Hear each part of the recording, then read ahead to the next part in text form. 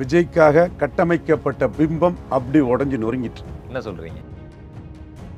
விஜயே மன வலிமை இழந்துட்டார். விக்ரவாண்டி அவருக்கு ஸ்பீச்சில் உள்ள பாடி லாங்குவேஜையும் இதில் உள்ள ஸ்பீச்சில் உள்ள பாடி லாங்குவேஜையும் பார்த்தீங்களா, கொஞ்சம் அவரே திணற ஆரம்பிச்சிட்டார். 2026 அப்படி ஒரு வரலாறு திரும்ப போகுதுன்னு உறுதியா சொல்றதுக்கான மாநாடு தான் நம்மளோட இந்த இரண்டாவது மாநில மாநாடு. எடப்பாடி பாஜக கூட வந்த போது விஜய்க்கு வந்து ஆப்ஷன் இருக்குன்னு ஓபிஎஸ் சொன்னேன், அன்புமணியும் சொன்னேன். இந்த மாநாட்டை பார்த்த பிறகு ஓபிஎஸ் என்ன நினைப்பாரு, இவரையே பார்க்க வந்த கூட்டம் தான் இருக்கே தவிர இவரை கேட்க வந்த கூட்டம் இல்ல. இவரையே பார்த்துட்டு போகக்கூடியவன் இவர் சொல்லியா நம்ம கட்சிக்கு ஓட்டு போட போறான், நம்ம வேட்பாளருக்கு ஓட்டு போட போறான், எவன் நம்புவான்? நான் ஒன்னும் இந்த மார்க்கெட் போனதுக்கு அப்புறம் ரிட்டையர் ஆனதுக்கு அப்புறம் அடைக்கலம் தேடி அரசியலுக்கு வரல. இவர் சொல்ற மாதிரி மார்க்கெட் இழந்து தான் வந்தார் விஜயகாந்த். கஜேந்திராவுக்கு ஒன்றும் வசூல் கிடையாது. மார்க்கெட் இழந்து வந்தவன தலைவனா பார்த்து நின்னா, நீ மார்க்கெட் உள்ளவன ஒரு என்டர்டெய்னரா பார்த்துட்டு ஓடிடுறான். அப்ப உங்களை தலைவனா நினைக்கல. உங்க மேல பட்டுதல் உள்ள உங்க ரசிகரா இருக்கக்கூடிய நான்வன்னியர்கள் ஓட்ட, குறிப்பா பரையர் சமூக அபிமானிகள் ஓட்டு நீங்க எப்படி அன்புமணிக்கு டிரான்ஸ்பர் பண்ணிடுவீங்க? அன்புமணி எப்படி உங்களை நம்பி கூட்டணிக்கு வருவார்? அரசியல் விமர்சனங்களை வச்சு முட்டு கொடுத்தாலும் எவன் பொய்யா சொன்னாலும் முடிவெடுக்கக்கூடிய 1% பலம் கொண்ட ஒருத்தர் கூட விஜய் என்ன சுத்தமா ஏத்துக்கிட மாட்டாங்க. உங்களுக்கு உதயநிதி ஸ்டாலின் மேல உள்ள வன்மத்துல நெகட்டிவா பொலிட்டிக்ஸ்க்கு வாரீங்க. விஜயகாந்த் மேல உள்ள வன்மத்துல சரத்குமார் வந்தாரு. மூப்பனார் மேல உள்ள வன்மத்துல எங்க அண்ணன் சிவாஜி நின்னாரு. நீங்க உதயநிதி ஸ்டாலின் மேல உள்ள வன்மத்துல வாரீங்க. பாசிட்டிவா ஒரு மண்ணு உங்கள்கிட்ட இல்ல.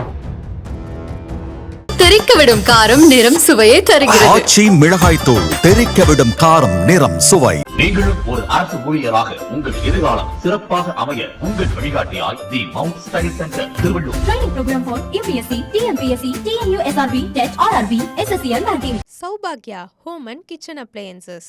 குமுதம் நேயர்களுக்கு வணக்கம். இன்று நம்மோடு சிறப்பு நேர்காணலுக்கு சிறப்பு விருந்தினராக அரசியல் திறனாய்வாளர் ரவீந்திரன் துரைசாமி அவர்கள் இணைந்துள்ளார். அவரை நிகழ்ச்சிக்கு வரவேற்போம். வணக்கம் சார். வணக்கம் இளையராஜா. எப்படி சார் இருக்கீங்க? நல்லா இருக்கு இளையராஜா. ஏற்கனவே நம்ம விஜய் மாநாடு முடிந்ததுமே தொலைபேசி வாயிலாக உங்களுடைய கருத்துக்களை கேட்டுட்டேன். இருந்தாலும் அதுக்கு பிறகு ஒரு 4-5 நாள் ஆயிடுச்சு. எப்படி விஜயினுடைய மாநாட்டினுடைய தாக்கம் பொதுவாக எப்படி இருக்கு, விஜய்க்கும் தாவேக்காவுக்கும் அது எப்படி இருக்குன்னு நினைக்கிறீங்க? விஜய்க்காக கட்டமைக்கப்பட்ட பிம்பம் அப்படி உடஞ்சி நொறுங்கிட்டு. என்ன சொல்றீங்க? உண்மை. நான் அதுவே பிம்பம்னு தான் சொல்கிறேன். அதில் யாரும் அப்போ ஒன்று ரெகனைஸ் பண்ணல. அதில் ஒரு பெரிய பிம்பத்தை கட்டமைச்சாங்க. அன்ட்ரஸ்டட் நாட் ப்ரூவ்ங்கிறதுல கோயபல்ஸ் வேலைகள் மாதிரி ஒரு ஃப்ராடை பண்ண பார்த்தாங்க. அது முழுக்க உடஞ்சி சதஞ்சிச்சு. விஜயே மன வலிமை இழந்துட்டார். விக்ரவாண்டி அவருக்கு ஸ்பீச்சில் உள்ள பாடி லாங்குவேஜையும் இதில் உள்ள ஸ்பீச்சில் உள்ள பாடி லாங்குவேஜையும் பார்த்தீங்களா, கொஞ்சம் அவரே திணற ஆரம்பிச்சிட்டாரு. கூட்டம் கலைஞ்சதில் அவர் அப்செட். அவர் அதை எதிர்பார்க்கலையோ? எதிர்பார்க்கல. இப்போ அவர் என்னன்னா பலம் நிரூபிக்காமலே அவர் தலைமையில் ஒரு கூட்டணி அமையும்னு சொல்லிட்டாங்க. நான் ஒருத்தன் தான் உண்மையை, அவர் இன்னைக்கு 0% இருக்கிறாரு. தீபா ஜெயக்குமார் மாதிரி, சசிகலா அம்மையார் மாதிரி வெறும் 0% இருக்கிறாரு. 26 தேர்தல் ஆணையம் சொல்றது தான் அவருக்கு ஓட்டுங்கிறத நான் சொல்லிட்டே இருந்தேன். அப்போ இவங்க வந்து அதுக்கு எதிராட்டே மிகப்பெரிய ஒரு கேம்பெயினை ஆதவர்ஜுனாவும் ஜான ஆரோக்கியசாமியும் மோசடித்தனமான கேம்பெயினை பண்ணினாங்க. ஆனால் இந்த கூட்டம் கலைஞ்சதில் அரசியல் கட்சிகள்லாம் இவரை வச்சு நம்பி கூட்டணி போக முடியாது, நிரூபிக்கட்டு அதுக்கு பிறகு பார்க்கலாங்கிற மூடுக்கு வந்துட்டாப்புல. அதுக்கடையில் அவங்க பத்திரிகளை பயன்படுத்தி ராகுல் காந்தி வாராரு, அது வாராரு, இவர் வாராரு, கிளின்டன் வாராரு, பைடன் வாராரு, இன்னைக்கு கண்ட கப்சாக்களை குஷ்பு வராங்க, செஞ்சி ராமச்சந்திரன் வாராரு, இவர் பழனி மாணிக்கம் வாராரு, அவர் வாராரு, இவர் வாராருன்னு பத்திரிகையில் நியூஸை சும்மா ஃபீட் பண்ணி விடுறது. கேட்டாது விஜயா சொன்னாருன்னு கேட்போம். விஜய் சொல்லலை. ஆனால் நீ பணம் கொடுத்து பொய்யா இதை ஃபீட் பண்ணங்கிறது நேனும் போன்ற உள் விவரங்கள் தெரிஞ்சவங்களுக்கு அது தெரியும். அவள் எல்லாமே அடிஞ்சு நொறுங்கி போயிட்டு கூட்டம் கலைஞ்சதுல பாருங்க. ஓபிஎஸ் பாருங்க, அவர் பேச்சு சரியில்லை, அதெல்லாம் தப்புங்கிற மாதிரி கண்ணியமாக தான் சொல்லியிருக்கிறாரு. எதையுமே கண்ணியமாக பாசிட்டிவாக பேசக்கூடிய ஆள் ஓபிஎஸ் அவர்கள். அது விஜயெல்லாம் ஒரு பொருட்டே இல்லைங்கிற மாதிரி. அதாவது விஜயெல்லாம் தான் ஒரு கூட்டணிக்கு போகக்கூடிய அளவுக்கு ரெக்கனிங் உள்ளவர் இல்லைன்னு தாண்டி ஓபிஎஸ் அவர்கள் அதில் மாநாட்டில் அரசியல் ரீதியாக இருக்கக்கூடிய கருத்துக்கள் எதுவும் இல்லை, அரசியலாக இல்லைன்ற மாதிரி ஒரு கருத்தை சொல்லியிருக்கு. அதான் கூடி கலையிற கூட்டம், அது ஓட்டாக இருக்காது, ஓட் டிரான்ஸ்ஃபரிங் கெப்பாசிட்டி விஜய்க்கு இல்லைங்கிறார். இப்போ அவர் வந்து கூட்டணி போவார், பன்னியூர் ராமச்சந்திரன் மூவ் பண்ணுறாருலாம் பெரிய இது வந்து நான் கூட எடப்பாடி பாஜக கூட வந்தபோது விஜய்க்கு வந்து ஆப்ஷன் இருக்குன்னு ஓபிஎஸ்ன்னு சொன்னேன், அன்புமணின்னு சொன்னேன். இந்த மாநாட்டை பார்த்த பிறகு ஓபிஎஸ் என்ன நினைப்பாரு, இவரையே பார்க்க வந்த கூட்டம் தான் இருக்கே தவிர இவரை கேட்க வந்த கூட்டம் இல்லை.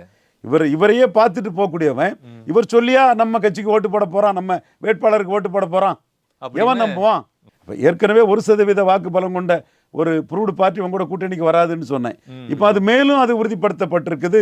ஓபிஎஸ் வந்து அதை க்ளோஸ் பண்ணிட்டாரு. இப்போ அவருக்கு வந்து கருத்து இல்லை, அரசியல் இல்லை, வெறும் கூடி கலையிற கூட்டம் தான். இவர் சொல்லி ஓட்டை டிரான்ஸ்ஃபர் பண்ண முடியாதுங்கிற முடிவுக்கு ஓபிஎஸ் வந்துட்டாரு.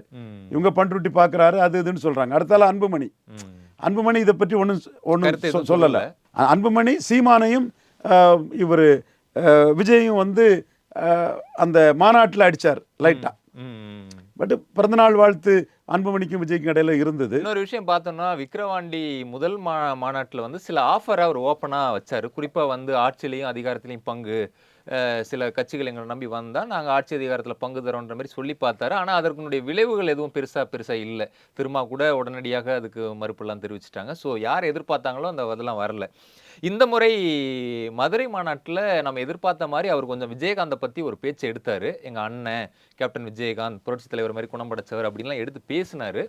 அதை வந்து எங்கள் வீட்டு பிள்ளை அப்படின்லாம் பிரேமலதா விஜயகாந்த் சொன்னாலும், திடீர்னு அவங்க பார்த்தீங்கன்னா சீமான் அவர் சொல்லக்கூடிய கருத்துக்கு உறக்க சில உண்மையை சொல்லிட்டு வராருன்னு சொல்லிட்டு பிரேமலதா விஜய்க்கு எதிராக சீமானை ஆதரிக்கிற மாதிரி ஒரு டோனில் பேசியிருக்காங்க. அப்போ தேமுதிக கூட கூட்டணிக்கான வாய்ப்பு இருக்கிறதும் அடைக்கப்பட்டிருந்த மாதிரி ஒரு தோற்றம் இப்போ இருக்கு. முடியாது. இப்போ விஜயகாந்த் வரும்போது கூட்டம் அப்படியே கடைசி வரை அவர் பேச்சு கேட்கறது வரை அவர் மேலே ஒரு தலைவனா விஜயகாந்தை பார்த்து நின்றுச்சு. இன்னும் சொல்ல போனால் இவர் சொல்கிற மாதிரி மார்க்கெட் இழந்து தான் வந்தார் விஜயகாந்த். கஜேந்திராவுக்கு ஒன்றும் வசூல் கிடையாது. மார்க்கெட் இழந்து வந்தவனை தலைவனா பார்த்து நின்னான். நீ மார்க்கெட் உள்ளவன காமெடியனா பார்த்துட்டு ஒரு வேடிக்கை பார்த்துட்டு எல்லாரும் ஓடிடுறான். காமெடியனா இல்லை, ஒரு என்டர்டெய்னராக பார்த்துட்டு ஓடிடுறான். அப்போ உங்களை தலைவனா நினைக்கல. ஐயா விஜய் ப்ரோ உங்களை தலைவராக நினைக்கல. கூட்டம் கலைஞ்சிட்டு விஜயகாந்த் கூட்டம் கலையல. யார் வேணாலும் 2 வீடியோவும் எடுத்து போட்டு பாருங்க. ரவீந்திரன் துரைசாமி சொல்றத அரசியல் விமர்சகர்கள் பார்த்துட்டு பேசுங்க, பத்திரிகையாளர்கள் பார்த்துட்டு பேசுங்க. விஜய் பார்த்துட்டு உங்க அடுத்த நடவடிக்கையை எடுங்க. அப்போ மார்க்கெட் இழந்த விஜயகாந்த தலைவனா மக்கள் பார்த்தான். தமிழன் என்று சொல்லடா, தலை நிமிர்ந்து நின்னடான்னு ஒரே சீரா நின்னான். நீ தமிழனுக்கு மன்றம் வைக்க மாட்டியான்னு கேட்டாப்புல 80ல இருந்தே. புனிதமான இஸ்லாமியர்கள் தொழுக்கூடிய இடத்துல ஒரு துரோகிக்க ரத்தம் சிந்தக்கூடாதுன்னு பார்க்கணும்னு சொல்லி அந்த மத சார்பின்மையை படத்திலையும் காப்பாத்தினாரு. விஜயகாந்த் ராவுத்தர்னு நிஜத்திலையும் காப்பாத்தினாரு. அடுத்து தேச ஒற்றுமைக்காக நின்னாரு. யமனையும் ஜால்ரா அடிச்சு பொழப்பு நடத்த போய் நிற்கல. ஜெயலலிதா முதலமைச்சராக இருக்கும்போது எதிர்கட்சி தலைவருக்கு 50வது ஆண்டு திரையுலக பொன்விழா நடத்தினாரு. எல்லா இதுலையும் தன் இமேஜை வச்சுக்கிட்டு நடிகர் சங்க தலைவராட்டு அத்தனை நடிகனுக்கும் தலைவராக இருந்தார். அவர் மார்க்கெட் இழந்து வந்திருக்கலாம். உருவம் மாறினதும் மார்க்கெட்டில் வந்திருக்கான். உங்களுக்கு 52 ஆகுது. இன்னும் உருவம் மாறிச்சுன்னா நீங்களும் விஜயகாந்த் மாதிரி மார்க்கெட் இழக்க வேண்டியதுதான். உருவத்தை காப்பாற்றினமே நிற்கிறான். 2 பேரும் 70 வயசுல நிற்கிறாங்க. மன்னிக்கணும் நிற்கிறாங்க.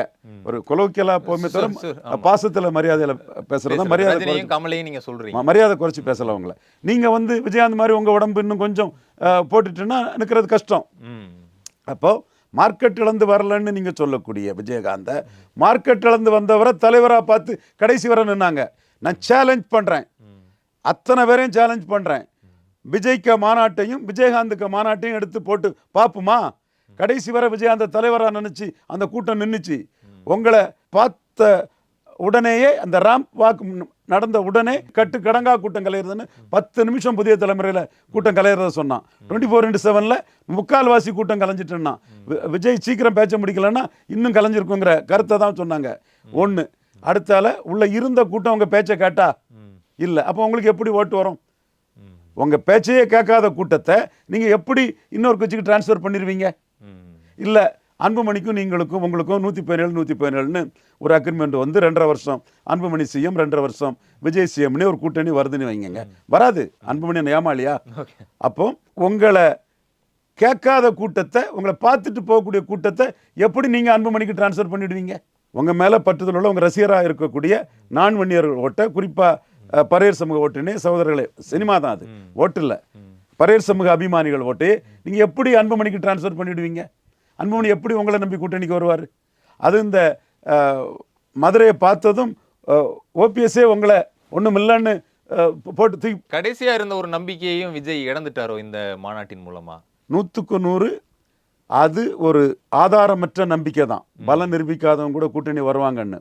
இந்த கூட்டம் கலைஞ்சதுல மொத்தமா அது டமால் ஆகி போச்சு, உடஞ்ச கண்ணாடி ஆகி போச்சு. காத்து போன பலூன் ஆயிற்று. ஊதி பறக்க விட்ட பலூனை மக்கள் கூட்டத்தை கலைஞ்சு போகிறதுங்கிற பார்க்க தான் வந்தங்கிற ஊசியை குத்தி காலி பண்ணிட்டாங்க. இதை எத்தனை அரசியல் தலைவர் எத்தனை அரசியல் விமர்சனங்களை வச்சு முட்டு கொடுத்தாலும், எவன் பொய்யா சொன்னாலும், முடிவெடுக்கக்கூடிய 1% பலம் கொண்ட ஒருத்தர் கூட விஜய் என்ன சுத்தமாக ஏற்றுக்கிட மாட்டாங்க. முன்னாடியே நான் சொன்னேன், ஒரு அடுத்த மாநாடு முடிகிறத வரை நான் சொன்னது ஸ்டாண்ட் ஆச்சு. இந்த மாநாட்டில் கூட்டம் கலைஞ்சதில் 100% 26 வரை ஸ்டாண்ட் ஆகும். முடிஞ்சால் பலத்தை நிரூபிச்சுட்டு அதுக்கப்புறம் நீங்கள் அதுக்கு தக்கன விஜயகாந்த் மாதிரி பவன் கல்யாண் மாதிரி பிளேயர் ஆவாங்க. அது நியாயம். சரி, விஜயகாந்துக்கு ஒரு நியாயம், பவன் கல்யாணுக்கு ஒரு நியாயம். கலைஞ்சு போகக்கூடிய சரத்குமார் மாதிரி சிவாஜி மாதிரி கூட்டம் கலையக்கூடிய உங்களுக்கு ஒரு நியாயமா? ஒரு பிராண்டிங் மாஸ்டரை வச்சுக்கிட்டு பத்திரிகையாளர்கள், ஊடகவியலாளர்கள், அரசியல் விமர்சகர்களை வச்சு பேசிட்டா முடிவெடுக்கக்கூடிய பொலிட்டிக்கல் லீடர் நம்புவானா? பழமும் இன்னும் கொட்டையும் போட்டால் எப்படிப்பட்ட ஆள்? அக்யூமுலேட்டிங் பவர், அமாசிங் வெல்த் தான் மாடர்ன் பொலிட்டிக்ஸு. அதில் இருந்து வளர்ந்து வரக்கூடியவன் அரசியல் தலைவர். அதுவும் பலம் நிரூபித்த ஒரு அரசியல் தலைவர் இப்படி கூட்டம் கலைஞ்சு போகக்கூடிய உங்களை எப்படி ஏற்றுக்கிட்டு வருவாங்க? No chance. இப்போ விஜயனுடைய அரசியலை பார்த்தீங்கன்னா, அவர் எடுத்ததுமே யாரையுமே அட்டாக் பண்ணி பேசாமல் இருந்தார். பேர் சொல்கிறதுக்கெல்லாம் யோசிச்சார். இப்போது அப்படியே 1 by 1 பேர்லாம் சொல்லி பேச ஆரம்பிச்சு. போன தடவை முத்துவேல் ஸ்டாலின் அப்படின்லாம் பேசினவர் இப்போ ஸ்டாலின் அங்கிள்லாம் பேசியிருக்காரு. சில பேரெல்லாம் குறிப்பிட்டு மோடி பேரெல்லாம் சொல்லி பேசியிருக்காரு. இப்படி சொல்லி பேசிட்டு இந்த முறை பேரை குறிப்பிடாம இபிஎஸ்ஸையும் கொஞ்சம் சாடி இருக்காரு. பார்த்தீங்களா, எம்ஜிஆர் ஆரம்பித்த கட்சி இப்போ யாருக்கிட்ட எல்லாம் போய் நிற்கிது பார்த்தீங்களான்ற மாதிரி எடப்பாடியும் சாடி இருக்காரு. இதுவரைக்கும் எடப்பாடி விஜயை சாடி பேசினதில் இப்போ அவர் சுற்றுப்பயணத்தில் விஜயை கடுமையாக விமர்சனம் பண்ணுற இடத்துக்கும் போயிருக்குது. சீமான் இதை கேட்டிருக்காரு. அவர் 4.5 வருஷம் இபிஎஸ் முதலமைச்சராக இருந்தார். அப்போ பேச ஒன்றால் முடிஞ்சுதா? அப்போ சர்க்கார் படத்துக்கு ஏதோ ஒரு படத்துக்கு ஆக்குபென்சிக்காக தேட்டர் அந்த இது சிக்கலுக்காக பொழப்புக்காக தான் அங்கே போய் நின்னுங்கிறதான் சீமான் மறைமுகமாக குத்துறாரு. நான் அதை விட்டுட்டேன். நான் அரசியல் ரீதியாக தான் இதை பேசுகிறேன். நீங்கள் முந்தைய மாநாட்டில் இதை பேசலை. ஏன்னா முந்தைய மாநாட்டில் எண்டு ஜஸ்டிஃபைஸ் த மீன்ஸ் நீங்கள். அப்போ உங்களுக்கு உதயநிதி ஸ்டாலின் மேலே உள்ள வன்மத்தில் நெகட்டிவாக பொலிட்டிக்ஸுக்கு வாரீங்க. விஜயகாந்த் மேலே உள்ள வன்மத்தில் சரத்குமார் வந்தார். மூப்பனார் மேலே உள்ள வன்மத்தில் எங்கள் அண்ணன் சிவாஜி நின்னார். நீங்கள் உதயநிதி ஸ்டாலின் மேலே உள்ள வன்மத்தில் வாரீங்க. பாசிட்டிவாக ஒரு மண்ணு உங்கள்கிட்ட இல்லை. அப்போ உங்கள் நிலைமை வன்மத்தில் வந்த சரத்குமார், வன்மத்தில் வந்த சிவாஜி கணேசன், இந்த மாதிரி தான் நீங்கள் ஆக போவீங்க. அதுதான் இயற்கை நியதி. நெகட்டிவ் ஓட்டு வரக்கூடியவனுக்கு மக்கள் ஓட்டு போட மாட்டாங்க. நெகட்டிவ் இன்டென்ஷனில் வரக்கூடிய நபருக்கு பாசிட்டிவாக மக்களுக்காக வரணும். நீங்கள் அப்படி வரல. அப்போ நீங்கள் மாநாட்டில் என்ன நினச்சிங்க? உங்கள் கூட்டத்தை பார்த்து உங்களுக்கு எடப்பாடி சீட்டு தருவார்னு நினச்சிங்க. எண்டு ஜஸ்டிஃபைஸ் த மீன்ஸ்னு சொன்னீங்க. நான் தான் சொல்லிட்டு இருந்தேன், பல நிரூபிக்காத விஜய்க்கு சீட் கொடுத்தா ஜானகி சிவாஜி கொடுத்த மாதிரி பெயருன்னு எடப்பாடி பயப்படுறதுக்கு வாய்ப்பு இருக்குன்னு சொன்னேன். அத்தனை பத்திரிகைகள்லையும் யார் முதலமைச்சர், விஜயா எடப்பாடியான்னு 117 117ன்னு ஒருக்கா ஆதவர்ஜுனா 45 சீட்டுக்காக நாங்கள் வந்தோம் அப்படியெல்லாம் பேசக்கூடிய அளவுக்கு இருந்து நான் உங்களுக்கு யாரையா 45 சீட்டு தருவாருன்னு சொன்னா நீயா சொல்லிட்டா அது உண்மையாயிருமா? சும்மா கற்பனையா அங்கே நடந்து இங்கே நடந்துன்னு ரீல் விடுறீங்கன்னு நான் சொல்லிட்டு இருந்தேன். கடைசியாக எடப்பாடி பழனிசாமி 2024 எடுத்த ஸ்டாண்ட்ல இருந்து மாறுறாரு. 24 அவர் எடுத்த ஸ்டாண்டு எந்த காலமும் பாஜகவோட கூட்டணி இல்லை, 26லையும் கூட்டணி இல்லை, 29லையும் கூட்டணி இல்லை. காங்கிரஸும் பாஜகவும் தமிழர் நலனுக்கு எதிரானவங்க. தமிழர் பிரச்சனைகளை தீர்த்து வைக்காத தேசிய கட்சிகள் தமிழ்நாட்டுக்கு தேவையில்லை. நாங்கள் ஜெகன் மாதிரி வருவோம், நாங்கள் நவீன் மாதிரி வருவோம். எங்களுக்கு பாஜகவும் வேண்டாம், காங்கிரஸும் வேண்டாம். ஸ்டாலின் காங்கிரஸ் கூட நிற்கிறது தவறு, இதுதான் தேசிய கட்சி கூட நிற்கிறது தவறுங்கிறதான் ஐயா எடப்பாடி பழனிசாமிக்கு நிலைப்பாடாக இருந்தது. தேர்தல் முடிவுக்கு பிறகு அண்ணாமலைக்கும் பாஜகவுக்கும் அணி அமைக்கக்கூடிய கெப்பாசிட்டி இருக்குது. அண்ணாமலைக்கு இன்னைக்கு இருக்குது அந்த கெப்பாசிட்டி. அண்ணாமலைக்கு இன்றைக்கு அந்த கெப்பாசிட்டி இருக்குது. எடப்பாடி முதல்வர்னு சொன்ன அண்ணாமலைக்கு இன்றைக்கு மாற்று அணி அமைக்கக்கூடிய கெப்பாசிட்டி தெளிவாகவே இருக்குது. அந்த கெப்பாசிட்டி, கலிபர், திறமை உள்ள ஒரு அண்ணாமலை. அதுக்கு தக்கனதான் ஒவ்வொருத்தர்ட்டையும் அவர் டீல் பண்ணுவார். ஒருக்கா கூட சீமானை பற்றி இது வரும் கூட டக்குன்னு சொன்னார், என் அண்ணன் அவர் தம்பி, ஒருத்தர் முகத்தை ஒருத்தர் பார்க்கணும், அண்ணனை விமர்சனம் பண்ண விரும்பலன்னு டக்குன்னு அந்த சிச்சுவேஷனில் ஒரு ஆணவத்தை காட்டாமல் ஒரு சகோதரத்தை காட்டிட்டு போனாருன்னா அவர் எல்லாமே கால்குலேட் பண்ணி போகக்கூடிய ஒரு வெரி ஸ்ரூடு பொலிட்டிஷியன். அப்போ அணி அமைக்கக்கூடிய சக்தி பாஜகவுக்கு இருக்குது. பாஜக என்டிஏ ஆட்டு 17% இருக்கிறாங்க. நம்ம 23% இருந்து நம்மகிட்ட இருந்து தேமுதிக பிச்சுட்டு போயிட்டாங்க. நம்ம பாமகவுக்கு முக்கியத்துவம் கொடுத்தனால அந்த அருந்ததியர் உள்ஒதுக்கீடு விஷயத்தில் பரையர் தேவேந்திர குல வேளாளருக்கு எதிராட்டு நம்ம அருந்ததியருக்கு ஆதரவாக போனதும் தேவேந்திர குல வேளாளரை பிரதிபலிக்கக்கூடிய கிருஷ்ணசாமி அதை ஏற்றுட்டு நம்மளை விட்டுட்டு போயிட்டாரு. முபாரக் மட்டும்தான் இருக்கிறாரு, வேற யாரும் நம்மகிட்ட கூட்டணி இல்லை. இப்போ விஜயும் இவரும் பேசுனாங்களா என்ன நமக்கு தெரியாது. பேசப்பட்டதாட்டும் பெருசாக பலனளிக்காத விஜயை பற்றி பூதகரமாக பிம்ப அரசியல், கட்டமைக்கப்பட்ட அரசியல், ஊதி பெருக்க விட்ட பலூனாட்டு பல விஷயங்கள் பேசப்பட்டு எழுதப்பட்டது, விவாதங்கள் எடுக்கப்பட்டது, வாரமுறை விதங்களில் ஹெட்டிங்கள் போடப்பட்டது, எல்லாமே நடந்தது. எதுவுமே தரவுகள் இல்லை. நடந்திருக்கலாம், நடக்காமல் இருந்திருக்கலாம். வேலுமணி போன்றவர்கள் எல்லாம் 50 சீட்டுக்கு தகுதின்னு பேசினதாட்டும் வெளியே செய்திகள் உலாவுது. CV சண்முகம் போன்றவர்களெல்லாம் எத்தனை கேண்டிடேட்டுப்பா அவர்கிட்ட இருக்கார் பார்த்து சொல்லுங்கிறதும், ஜெயக்குமார் போன்றவங்கலாம் எத்தனை கேண்டிடேட்டுப்பா இருப்பாங்க, விரல் விட்டுவனுடைய கேண்டிடேட் இருப்பாங்கிற செய்திகளும் பரவுது.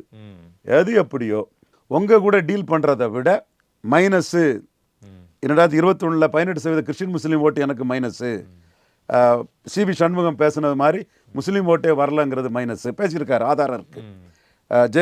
செங்கோட்டை அண்ணன் பேசுன மாதிரி முஸ்லீம் ஓட்டே வரலன்னது, ஜெயக்குமார் பேசுன மாதிரி கிறிஸ்டின் முஸ்லீம் ஓட்டே வரலங்கிறது, இப்படியெல்லாம் உள்ள மைனஸான பாஜகவோட 11.4% வாக்கை நம்பி அவர் கூட்டணி வச்சுட்டாரு. அவர் சீமா நிலைப்பாட்டில் உறுதியாக இருக்கிறாரு. இவர் நிலைப்பாட்டில் மாறி பாஜக கிட்ட கூட்டணி மாற்றிக்கிறார். அப்போ தன்னோட நிலைப்பாட்டையும் மாற்றி இன்கன்சிஸ்டண்டானவர் சீமான் கன்சிஸ்டண்டானவர்லாம் நம்ம விமர்சனம் வைக்கக்கூடிய அளவுக்கு ஒரு முடிவை எடப்பாடி பழனிசாமி எடுக்கிறாருன்னா, விஜய் வெத்து வெட்டு செல்லாத நோட்டு, பலம் நிரூபிக்காத விஜயை நம்பி நமக்கு ஒன்றும் இல்லை, பலம் நிரூபித்த பாஜக தான் நம்ம முக்கியம்னு தானே முடிவு பண்ணியிருக்கிறாரு. இதை மறைச்சிக்கிட்டு பேசுறது எப்படி முடியும்? இல்லை, இதுக்கு முன்னாடி வரைக்கும் ஒரு சாரர் ஒரு தியரியா என்ன பேசப்பட்டுன்னா, ஒரு எடப்பாடி பயங்கரமான ஆளு, டிசம்பர் இல்லை ஜனவரி இறுதியில் பாஜகவை கழட்டி விட்டுட்டு தாவேக கூட கூட்டணி போயிடலாம், ஏன்னா அவர் கூட ஒரு பிரம்மாண்ட கட்சி கூட்டணிக்கு வந்துடலாம் பேசிக்கிட்டு இருக்காங்க, சிலர் பேச்சுவார்த்தைக்கெல்லாம் போயிட்டு இருக்குன்னு சொன்னது எல்லாமே இப்போ முற்றுப்புள்ளி வச்ச மாதிரி ஆயிடுச்சு. அதிமுக தாவேக கூட்டணி கிட்டத்தட்ட அது கிடையாது அப்படின்ற ஒரு இடத்துக்கு வந்துருச்சு அப்படின்னு எடுத்துக்கலாமா? அதாவது அரசியலில் எதுவுமே முற்றுப்புள்ளி வைக்க முடியாது. எது முக்கியம்னா பலம் நிரூபிக்காத தாவேக்காவோட பாஜக முக்கியம்னு முடிவெடுத்துட்டாரு. இன்னும் சீட் ஷேரிங் பாஜகவுக்குள்ள இருக்குது, மோடிக்க முடிவும் இருக்குது. அந்த இடத்துக்குள்ள சீட் ஷேரிங்ல அண்ணாமலை பலத்துக்கு ஏற்ற சீட்டை கேட்கிறாரு. 2:1 அமித்ஷாவா தான் சொல்லியிருக்காரு, 18-21. இதுதான் சீட் ஷேரிங்ல வரணும். இந்த சீட் ஷேரிங் வரலன்னா சீமான் தெளிவா நிற்கிறார். திமுகவும் அண்ணா திமுகவும் காங்கிரஸ் பாஜகவின் ஊதுகுழலில் ஒட்டுண்ணிகள் தொங்கு சதைகள்னு இருக்கிறாரு. பெரியார் உங்களை படிக்க வச்சான்னு நினைச்சான்லாம் நீ திமுகவுக்கு ஓட்டு போடு, எவனுக்கும் ஓட்டு போடு. காமராஜ் படிக்க வச்சான்லாம் எனக்கு ஓட்டு போடு. அரசியல் சட்ட திருத்தம் கொண்டு வந்து ஓபிசிகளுக்கு வாழ்வு கொடுத்தது பெரியார் நினைச்சான்னா அங்கே ஓட்டு போடு. காமராஜருக்கு அதிகாரம் தான் அதை பண்ணிச்சுன்னு நினைச்சா எனக்கு ஓட்டு போடுன்னு அவர் ஒரு முடிவெடுத்து திராவிட கட்சிகளுக்கு எதிராக இது பண்ணுறாரு. பெரியார் தான் உனக்கு தலைவர்னா உதயசூரியனுக்கு போடு, வேலுப்பிள்ளை பிரபாகரன் தான் உனக்கு தலைவர்னா எனக்கு போடுன்னு ஒரு முடிவெடுத்து தனிச்சு தான் போயிட்டு இருக்கிறாரு. ஆனால் ஆடிட்டர் குருமூர்த்தி பெரியார் மண் இல்லை பெரியாரே மண்ணுன்னு சொன்ன சீமான பாஜக மாற்று அரசியலுக்காக சிவசேனா பாஜக மாதிரி ப்ரொஜெக்ட் பண்ணலாம், நிதிஷ்குமார் பாஜக மாதிரி ப்ரொஜெக்ட் பண்ணலாங்கிற ஒரு கருத்தை மோடி கிட்ட தெளிவாக வச்சிருக்கிறாரு. மோடியும் எப்படி இந்தியா கூட்டணிக்கும் என்டிஏக்கு எதிரில் எல்லாரும் காலியான போது 3.8 ஒருத்தர் 8.3 தமிழ்நாட்டில் மட்டும் உயர்த்திட்டாரு. அகலிடல் கீழே போயிட்டாங்க, INLD கீழே போயிட்டாங்க, PRS தெலுங்கானாவில் கீழே போயிட்டாங்க, மாயாவதி கீழே போயிட்டாங்க, இவர் மட்டும் எப்படி உயர்த்திட்டாருங்கிறதையும் கேட்டிருக்காரு. அவரும் கன்ஷிராம் நிதிஷ்குமார் பாணியில் இவர் வளர்ந்துட்டு இருக்கிறாரு. சில 100% கம்யூனிட்டிஸை மூலமாக வளர்ந்துட்டு இருக்காருங்க கருத்தை அவர் சொல்லியிருக்கிறாரு.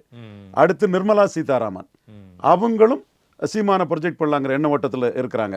அவங்ககிட்ட உள்ள புரோக்கர்ஸ் கொஞ்சம் பேர், அவங்கள சுற்றி உள்ள புரோக்கர்ஸ் அவங்க ஆள் பிடிச்சி கொடுத்துட்டோம்னா நமக்கு புரோக்கரேஜ் கிடைக்கும்னு ஓடிட்டுறாங்க. அது இல்லை, பட் அவங்க சீமானே ப்ரொஜெக்ட் பண்ணலாங்கிற எண்ண ஓட்டத்திலே அவங்க இருக்கிறாங்க. 2 பட் அதுக்கு சீமான் ஒத்துக்கணும் இல்லையா? அதுதான் பெரிய பிரச்சனைகள் இருக்குது. நான் அதில் உள்ள நோக்கத்தை சொல்கிறேன். அந்த சீமான் தெளிவாக 214 தான் போயிட்டு இருக்காரு. பிப்ரவரி மாதம் 214 அனௌன்ஸ் பண்ணுறான்னு தான் சொல்கிறாரு. அண்ணாமலை அதற்கான சில இதுகளையும் அண்ணாமலையும் முயற்சி பண்ணிட்டு இருக்கிறாரு. எங்கள் ஆர்டி டீமும் நாங்கள் முயற்சி பண்ணிட்டு இருக்கிறோம். இந்த இடத்துக்குள்ள சீமான் ஒத்துக்கிட்டாருன்னா அது மாற்றம்ங்கிற வாக்காளர்களுக்கு அண்ணாமலை சீமான சீஃப் மினிஸ்டராக சொல்லி மோடி அதுக்கு சாங்ஷன் கொடுத்துட்டாருன்னா அது 25-30% ஓட்டு வர மாற்றம்னுங்கிற அந்த ஓட்டுக்கு போயிடும். அப்போ ஒரு 150 தொகுதிக்கு கீழே எடப்பாடி 3வது போயிடுவார். ஸோ இதை எடப்பாடி அச்சப்படுறார். இந்த இதில் இந்த battle is fought in the mind of Edappadi Palaniswami. இப்படி ஒன்று நடந்ததுன்னா அவர் சான்ஸ் எடுக்க முடியாது. அரசியல் விமர்சகர்கள் குப்பன் சுப்பன் டாம் டிக்கன் கறி என்ன வேணாலும் பேசிட்டு போவான். அவனுக்கு லாபம் நஷ்டமும் கிடையாது. அவன் உற்பத்திக்கு பேசிட்டு போயிடுவான். லாபம் நஷ்டமும் அவனுக்கு கிடையாது. லாபம் நஷ்டம் பிளேயருக்கு தான். அப்போ பிளேயரான எடப்பாடி பழனிசாமி இப்படி ஒன்று நடந்துட்டுன்னா 150 தொகுதியில் நம்ம கீழே போயிடுவோமேன்னு அவர் அச்சப்பட்டு தான் பாஜகவையும் என்னையும் பிரிக்க முடியாது, என்னையும் பாஜகவையும் பிரிக்க சதிங்கிறாரு. ஆனா இதுக்கு முன்னாடி பார்த்தோம் அப்படின்னா பாஜகவில் அமித்ஷா அவர்கள் என்டிஏ கூட்டணியை சேர்ந்த ஒருவர், அதிமுகவை சேர்ந்த ஒருவர் தான் முதலமைச்சர்லாம் சொல்லியிருந்ததெல்லாம் இருந்துச்சு. அப்போ வந்து எடப்பாடி அவங்க மதிக்கலைன்ற மாதிரி. ஆனா இப்போ அண்ணாமலை அவர்களே நாங்க எடப்பாடி பழனிசாமி அவர்களை முதலமைச்சர் ஆக்கியே தீர்வோம் அப்படின்னு பேசுறதெல்லாம் எடப்பாடி கை ஓங்கி இருக்க மாதிரி தானே பார்க்கப்படுது. 20% 8%ஓட பெருசு. 20% தன்னோட நிலைப்பாட்டை விட்டுட்டு உள்ள வந்தாச்சு. அப்போ நீங்கள் 11% வந்து சிஎம் கேண்டிடேட் கிளைம் பண்ண முடியாது. 20க்கு தான் சிஎம் கேண்டிடேட் கிளைம். அதில் எடப்பாடி சிஎம் கேண்டிடேட்டுங்கிறது ஆப்வியஸ் தான். அந்த இடத்துக்குள்ள அண்ணாமலை என்ன பார்க்குறாருன்னா, அவர் மீது 90% பாஜக நிர்வாகிகள், தொண்டர்கள் இல்லை, 90% நிர்வாகிகள் அண்ணாமலைக்கு எதிராக இருக்காங்க. 100% தொண்டர்களும் அண்ணாமலைக்கு ஆதரவாக இருக்காங்க. நிர்வாகிகள் பாஜக ஆதரவாளர்னு புரோக்கரேஜ் பண்ணிட்டு இருக்கவன்லாம் அண்ணாமலைக்கு எதிராக இருக்கிறான். நம்மளை பொறுத்தவரை சசிகலா மேட்டரில் அண்ணாமலை நம்ம கருத்துக்கு வந்தார். அவர் ஓப்பனாட்டு தான் அதை பண்ணேன். பட் மோடிக்கு ஒரு வேல்யூ அடிஷனாக இருக்கக்கூடிய அண்ணாமலை இந்த இடத்துக்குள்ள அவர் வந்து அந்த அலையன்ஸை சபடேஜ் பண்ணுறாருங்கிற குற்றச்சாட்டு வரும்போது நான் அலையன்ஸை சபடேஜ் பண்ணலைங்கிறத காட்டுறதுக்கு எடப்பாடி முதல்வருங்கிறத சொல்லியிருக்காரு. இது இன்னைக்கு இல்லை, ஒரு 15 நாளைக்கு முன்னாடியே அதை பேசிட்டார் அவர். அப்படி இருக்கும்போது அவர் எதிர்பார்க்கிறது ஷீட் ஷேரிங்கில் தான் உழைப்பில் தான் மாற்றம் ஒன்று எடுத்த 11.4% தாமரைக்குரிய சீட்டு வேணுங்கிறதுல ஒரு உறுதியாக இருக்கிறாரு. 2 ரெட்டலைக்கு ஒரு தாமரைங்கிறதுல வேணும் இருக்கிறாரு. பிஎம்மும் இதில் உறுதியாக இருக்கிறார். இது எந்த அளவுக்கு நடக்குதுங்க நாளைக்கு தான் தெரியும். எடப்பாடியும் சமர்த்தர், கில்லாடி நாம மறுக்கல. பட் என்னையும் பிஜேபியும் பிரிக்க முடியாதுன்னு அந்த கில்லாடியை பேச வச்சது இந்த ஆர்டி டீம் தான். அந்த கில்லாடியை என்னையும் பிஜேபியும் பிரிக்க முடியாதுன்னு பேசினார் பார்த்தீங்களா. எங்களோட கான்டாக்ட், நாலேஜ் ஒர்க்கு இதுதான் காரணம். ஓராண்டுக்குள்ளேயே 2வது மாநாடு நடத்த வேண்டிய நிர்பந்தம் என்ன சொல்ல வர்றாரு இந்த மாநாடு மூலமா? மாநாடு நடத்தி அது ஏட்டு சுரக்காயா காத்துல கரைஞ்சு போச்சு. அதுக்கு பிறகு எந்த கட்சியும் இவர்கிட்ட அலையன்ஸுக்கு வரல. இதை தாண்டி பல நிரூபிச்ச யாரும் அவர்கிட்ட வரல. அப்போ பல நிரூபிச்ச யாரும் வராத போது மீண்டும் தேர்தல் நெருக்கத்தில் ஒரு மாநாடு நடத்தினா ஆட்கள் வருவாங்கங்கிற எண்ணத்தில் தான் அவர் பண்ணார். சஸ்பென்ஸில் கூட்டணியை சஞ்சரிக்கிறெல்லாம் பீலா விட்டார்ல, அதெல்லாம் வெற்று பீலா. முக்கால்வாசி கூட்டம் கலைஞ்சு போன பிறகு உங்களை நம்பி உங்களுக்கு ஓட் டிரான்ஸ்ஃபரிங் கெப்பாசிட்டி இருக்குன்னு யாரையா வருவா? அவ்வளவுக்குள்ள ஏமாளியும் இழிச்சவாயனுமா அரசியல் களத்தில் இருக்கிறான், பலத்தை நிரூபிச்சுட்டு இருக்கிறான், யாரும் வரமாட்டாங்க. இந்த பக்கம் இப்போ விஜய் தாண்டி புஷி ஆனந்தை தாண்டி யார் கேண்டிடேட்டா 234 தொகுதியில் நிறுத்துறதுக்கு யார் இருக்காங்க அந்த மாதிரி தெரியுதா? குறை ஏறி கோழி பிடிக்க முடியாதவன் வானை ஏறி வைகுண்டம் போவானாங்கிற கருத்தை நான் சொல்லிட்டு தான் இருக்கிறேன். 39 பார்லிமெண்ட் கேண்டிடேட்டே போட முடியாதவங்க 234 அசம்பிளி கேண்டிடேட்டாக போட்டுட போகிறீங்க. விஜய் 2 தொகுதியில் நிற்கலாம், அதுக்கு மேலே விஜய் நிற்க முடியாது. நீங்கள் கண்டஸ்ட் பண்ணணும்னா கஷ்டப்பட்டு 232 கேண்டிடேட் தேடி தான் ஆகணும். விஜய் மட்டும் 2 தொகுதியில் நிற்கலாம். இது 232 தொகுதியில் வேறு ஆட்களை தான் போட்டு ஆகணும். 234 தொகுதிக்கும் விஜய் தான் முதலீடு பண்ணணும். உசிலம்பட்டி விஜய் தான் முதலீடு பண்ணணும். திருமங்கலம் விஜய் தான் முதலீடு பண்ணணும். உங்களை நம்பி பணம் செலவழித்து நீங்கள் நிற்பீங்க, தெளிவாக நிற்பீங்க, உங்களை நம்பி சாதிச்சிடலான்னு இவனும் வரமாட்டான். விஜயகாந்தை நம்பி ஒரு 29 எம்எல்ஏ ஆயிட்டாங்க.